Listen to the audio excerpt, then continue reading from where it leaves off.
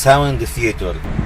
بتنزل العربيه بموتور 2000 سي سي تربو، 200 حصان، 370 نيوتن، وكل ده متوصل بناء الحركه 8 سرعات.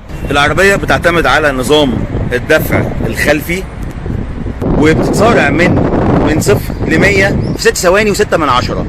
اقصى سرعه للعربيه 230 كيلو متر في الساعه. متوسط استهلاك البنزين 6.4 من 10 لتر لكل 100 كيلو.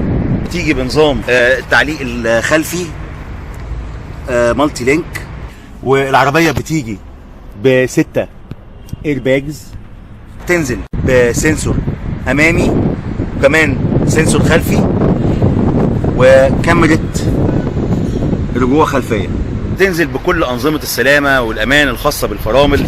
العربيه فيها نظام الاي بي اس والاي بي دي والاي اس بي، ونظام التحكم الديناميكي في السرعه اللي هو الاي سي سي.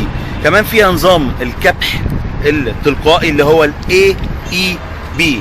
فيها نظام مراقبه ضغط الاطارات ومراقبه النقط العاميه.